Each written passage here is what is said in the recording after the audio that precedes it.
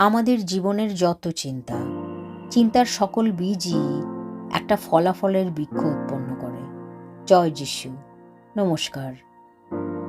যদি সেই চিন্তাভাবনাগুলি উত্তেজনার মধ্যে পোতা হয়ে থাকে, তাহলে উত্তেজনার একটা বৃক্ষ জন্মায় এবং বিষগ্নতার ক্ষেত্রেও একই কথা প্রযোজ্য হবে। একটু মনে খোঁজ করলেই পাওয়া যাবে, বিষগ্নতার সাথে লড়াই করার সময় মানুষ ইচ্ছাকৃতভাবে এমন চিন্তা ভাবনা ভাবতে থাকে যা তাদেরকে আরও বিষগ্ন করে তোলে, অথবা নিজেকে সেই চিন্তা ভাবনাগুলিতে ডুবে থাকতে দেয়। কখনো জানতেও পারে না যে সে এক নিজের গাছ তৈরি করছে। কোনো কারণেই সেই বিন্দুগুলোকে আর সংযুক্ত করতে পারে না। চোখ থাকতে অন্ধ হয়ে যায়, কান থাকতে শুনতে পায় না সঠিক কথা, এমনকি মুখ থেকে অকারণে কি বেরিয়ে আসছে বুঝতেও পারে না। অজান্তেই যখন তখন খারাপ বা ক্ষতিকর মনোভাব এবং হতাশাজনক কুচিন্তা ভাবনা তাদের উপরে ভর করে।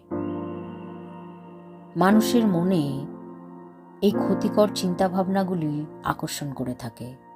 যতক্ষণ না নিজেকে অত্যন্ত উত্তপ্ত উত্তেজিত দেখতে পায় এবং হতাশার মেঘ তাদের উপর ভেসে বেড়াতে শুরু করে, তবুও তাদের কোনো ধারণা হয় না যে তারা নিজেই এই মেঘের প্রকৃত রচনাকারী।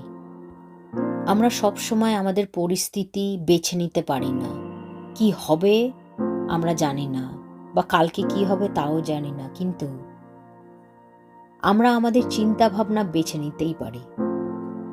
আমরা যদি সারা দিন আমাদের চিন্তা ভাবনা রেকর্ড করতে পারতাম এবং সন্ধ্যায় সেগুলি আবার বাজাতে পারতাম, তাহলে অবাক লাগবে কি কি ভাবনা চিন্তা আমাদের মাথায় ঘুরছিল।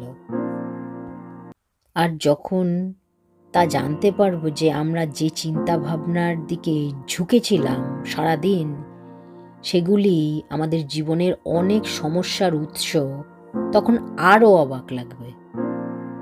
যদি তুমি তোমার জীবন পছন্দ না করো, তাহলে তোমার চিন্তা ভাবনা পরীক্ষা করে দেখো একবার।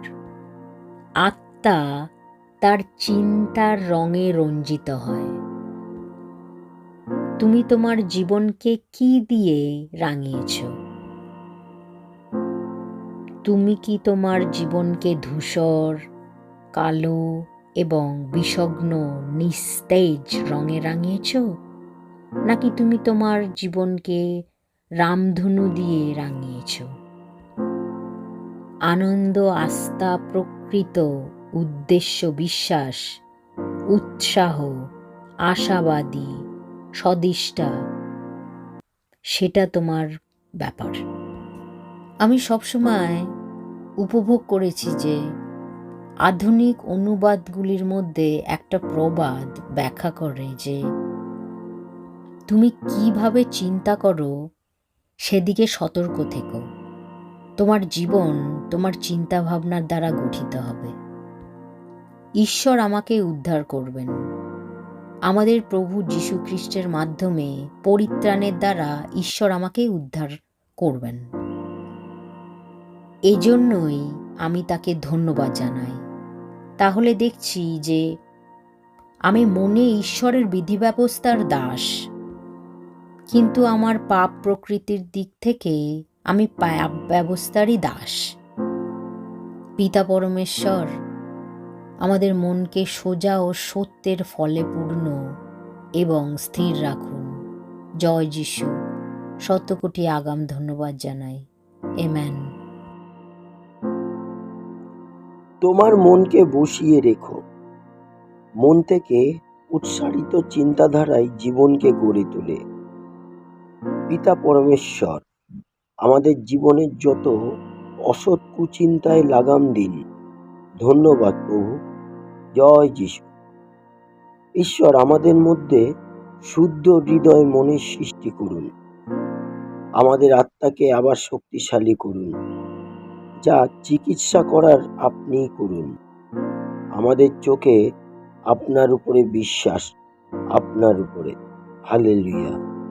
আমাদের শতকোটি আগাম ধন্যবাদ জানাই। জয় যিশু জয়। হালেলুয়া। আমেন।